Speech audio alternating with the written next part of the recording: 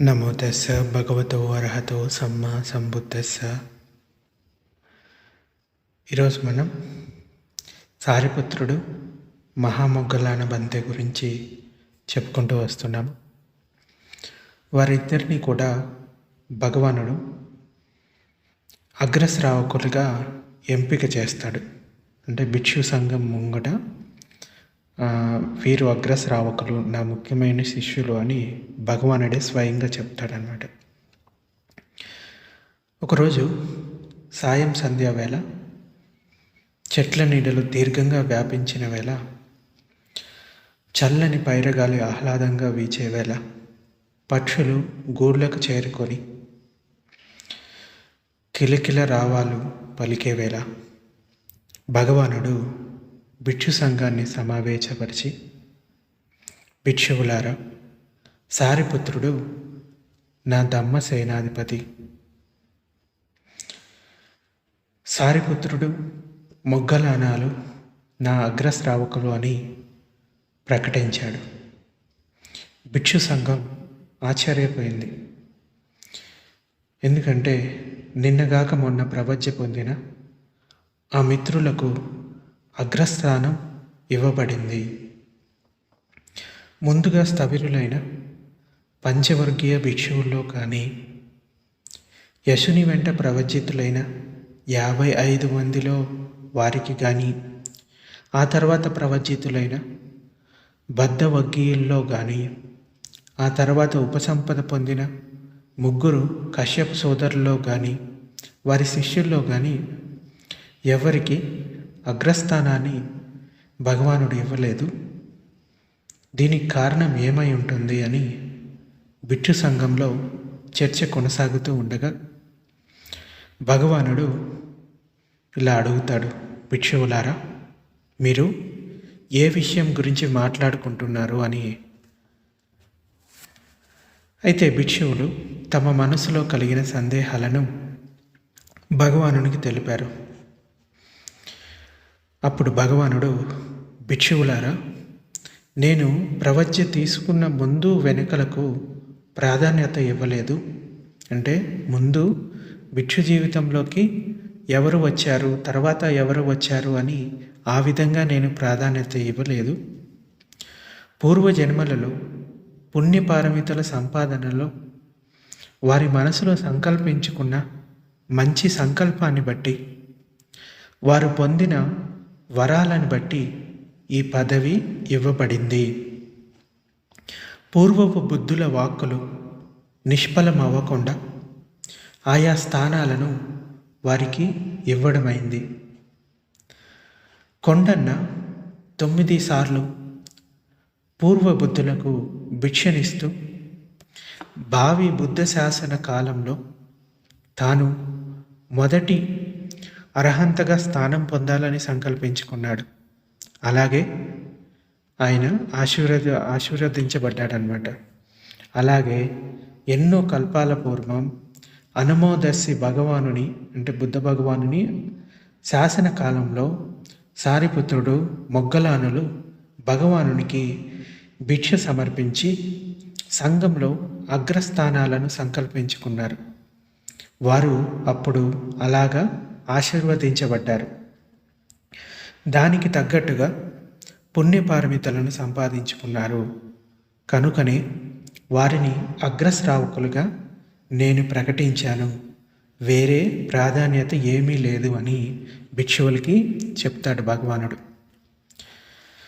అసలైన సంకల్పం ఏంటంటే, పైన బుద్ధ భగవానుడు తెలిపిన విషయాన్ని పరిశీలిస్తే ఒక విషయం, అంటే ఒక సత్యం మన ముందుకు వస్తుంది.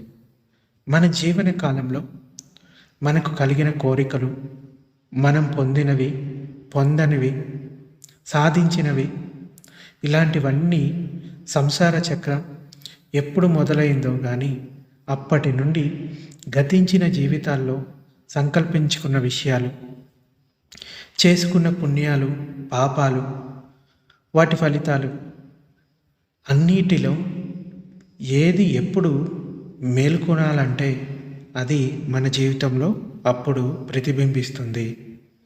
మనం సంపాదించుకున్న పుణ్యపారమితలను బట్టి మనకు అందేవి అందుతాయి.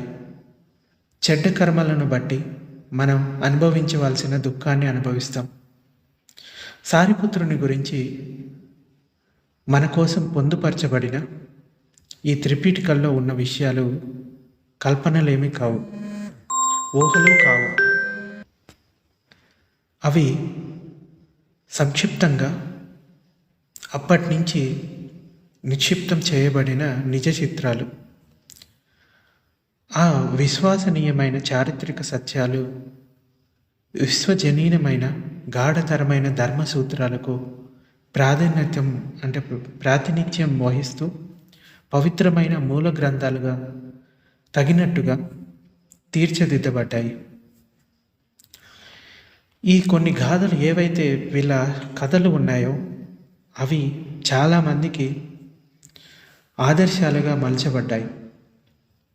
భగవానుడు ఇంకా విపులంగా సారిపుత్రుడు, మొగ్గలాన బంతే వారి గురించిన గత జన్మల విశేషాలను భిక్షువులకు తెలియపరిచాడు. అసంఖ్యేయ కల్పాలకు పూర్వం చరిత్ర పుటల్లో దాగి ఉన్న ఇతిహాసాన్ని వెలికి తీసి భగవానుడు ఇలా తెలిపాడు. అంటే పూర్వజన్మల స్మరణ భగవానుడికి ఉంది. అందువలన ఎవరు ఎప్పుడు ఎక్కడ పుట్టారో, ఏ విధంగా సంకల్పం చేసుకున్నారు, ఎప్పుడు అర్హంతులు అవుతారో అన్నీ కూడా భగవానుడికి తెలిసిందనమాట. అంటే తెలిసిన జ్ఞానం అది బుద్ధుడికి మాత్రమే ఉంటుంది.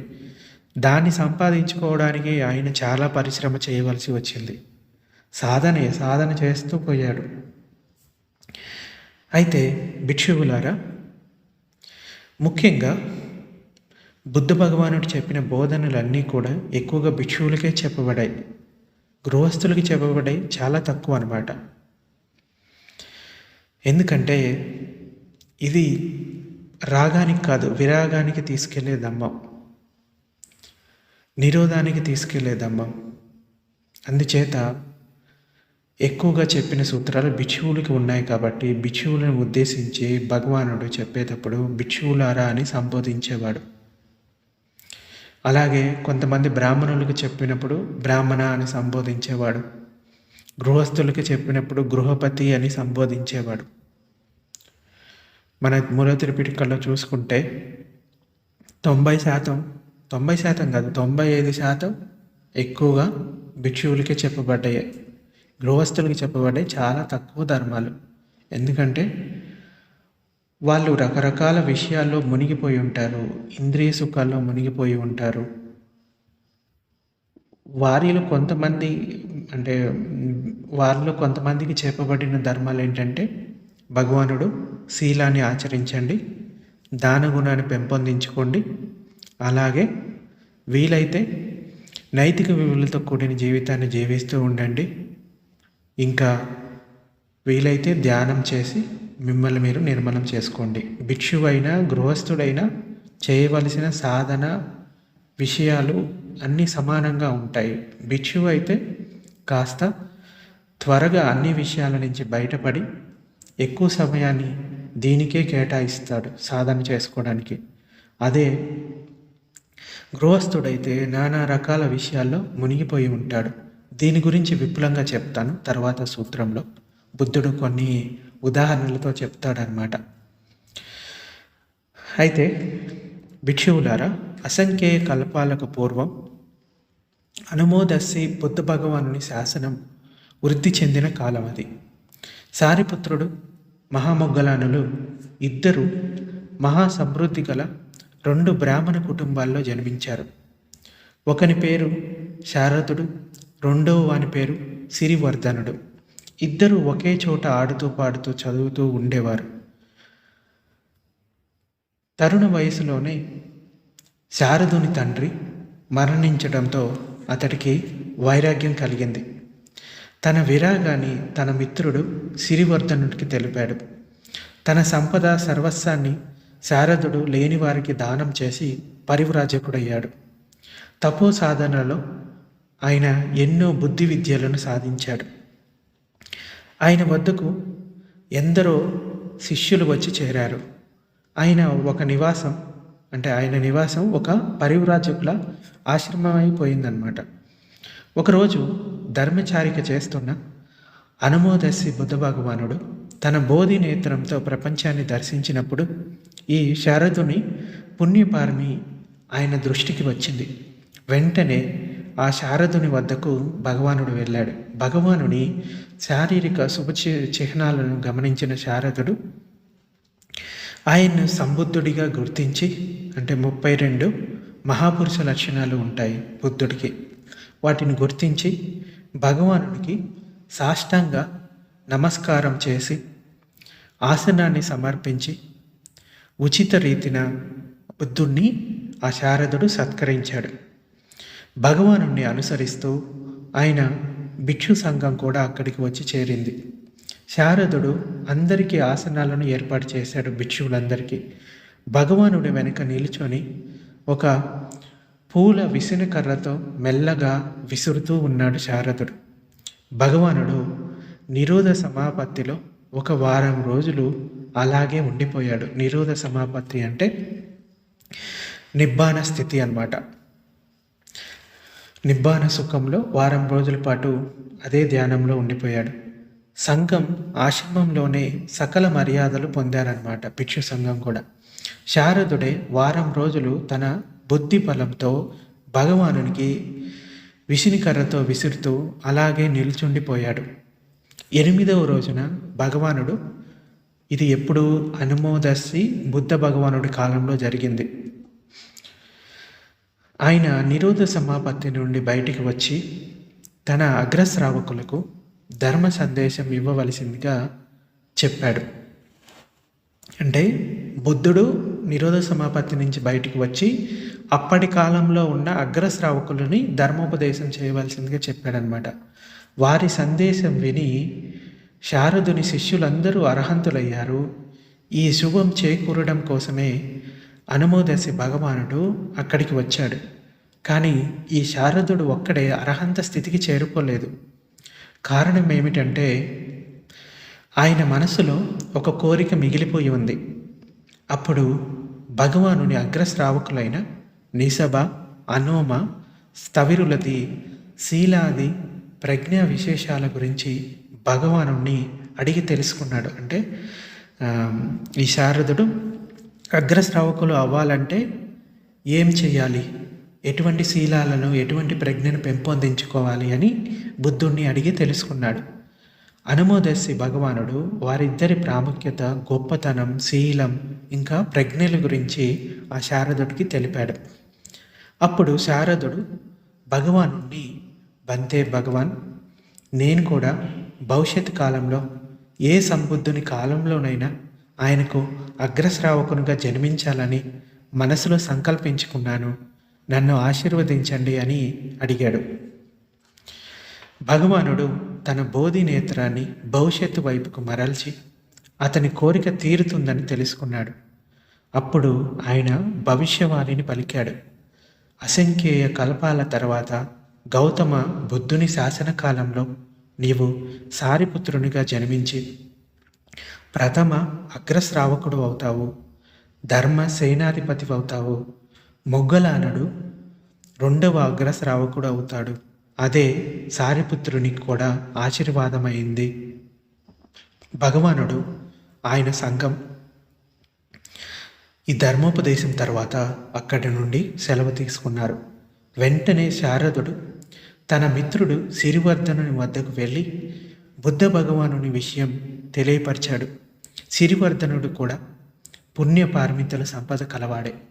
ఆయన భగవానుని కోసం ఒక మండపంలో సకల సౌకర్యాలను కల్పించి భగవానుని, ఆయన సంఘాన్ని భిక్షకు ఆహ్వానించాడు. భగవానునికి సాష్టాంగ ప్రణామాలు అర్పించాడు. వారం రోజుల పాటు భిక్షు సంఘానికి, బుద్ధుడికి మహాదానం చేశాడు. భగవానుడు చివరి రోజు ధర్మోపదేశం అయిన తర్వాత సిరివర్ధనుని భవిష్యత్తు వీక్షించి అతనిని 2వ అగ్రశ్రావకునిగా ఆశీర్వదించాడు. తర్వాత వారిద్దరూ పంచశీలాలను పాటిస్తూ బ్రహ్మచర్య జీవితాన్ని గడిపి వాళ్ళు చేసిన ఈ శీలం వలన, అంటే పాటించిన శీలం వలన, దానాది పుణ్యకార్యాల వలన దివ్య లోకాలలో జన్మిస్తూ మళ్ళీ మానవ లోకంలో ఇలా ఎన్నో జన్మల తర్వాత, అసంఖ్యేయ కల్పాల తర్వాత ఇప్పుడు బుద్ధుడి కాలంలో వీరిద్దరూ కూడా అగ్రశ్రావకులుగా జన్మించారన్నమాట. వీరిద్దరి స్నేహం ఇప్పుడు గౌతమ బుద్ధుని కాలంలోనే కాదు, ఇంతకు ముందు నుంచి కూడా వీరిద్దరి స్నేహం చాలా బలంగా ఉండింది. గొప్ప మిత్రులు అని చెప్పవచ్చు. సారిపుత్ర బంతే ఇంకా మహామొగ్గలాన బంతే. కొన్ని బంధాలు మనకి జన్మ జన్మల నుంచి కొన్ని వస్తూ ఉంటాయన్నమాట. మనకి కొంతమందిని చూసినప్పుడు చాలా సంతోషం కలుగుతుంది వాళ్ళతో పరిచయం లేకుండా. కొంతమందిని చూసినప్పుడు మనసులో ఏదో అసంతృప్తి కలుగుతుంది. కొన్ని పూర్వజన్మ సంస్కారాలు మన లోపల ఉంటూ ఉంటాయి. ఆ కారణం చేత ఆ వాసనలు ఇంకా ఉండిపోయి అవే అలవాట్లు వస్తూ ఉంటాయి. అలాగే మనం కూడా అర్హంతులు అవ్వాలని సంకల్పించుకొని మన ప్రయత్నం మనం చేస్తూ ఉండాలి. ఒకవేళ అనమోదసి బుద్ధుడి కాలంలో సారిపుత్రుడు కనుక సంకల్పం చేసుకోకుండా అగ్రశ్రావకుడు కావాలని అనుకుంటే కనుక అతడు అర్హంతుడు అవ్వడానికి అవకాశం ఉండేది. కానీ అతడు నేను అగ్రశ్రావకునిగానే ఉండాలి, భగవానుడు దగ్గర నేను మొదటి అగ్రశ్రావకునిగా ఉండాలి అని సంకల్పించుకున్నాడు. కాబట్టి ఇంకా జన్మలు పెరుగుతూ పోయాయి. ఎందుకంటే వాళ్ళ పుణ్యపారమితలు ఇంకా చాలా ఎక్కువగా ఉండాలి. అందుచేత వీలైనంత నిబ్బానాన్ని పొందడానికి సంకల్పం చేసుకోవాలి. సో ఇంకా శీలాన్ని ఆచరించాలి, దానాది పుణ్యకర్మలు చేయాలి, ఎన్నో దానాలు చేయాలి.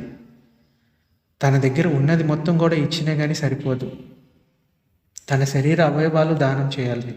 ఇంకా తనని తానే కొన్నిసార్లు త్యాగం చేసుకోవాల్సిన అవసరం కూడా వస్తుందన్నమాట. అలా చేసినప్పుడే మన దాన పారమిత అనేది పెరుగుతుంది. సో 10 పారమితల్లో మనం ఎక్కడ ఉన్నామనేది చెక్ చేసుకోవాలి. ఈ విధంగా వారిద్దరూ కూడా అంతకుముందు జన్మల్లో సంకల్పించుకున్నారు. కాబట్టి ఎంతోమంది శిష్యులు ఉన్నా కానీ వీరిద్దరినే భగవానుడు అగ్రశ్రావకులుగా ప్రకటించడం జరిగింది. ఈరోజు ఇంతటితో ఆపేద్దాం, మిగిలింది రేపు చెప్పుకుందాం.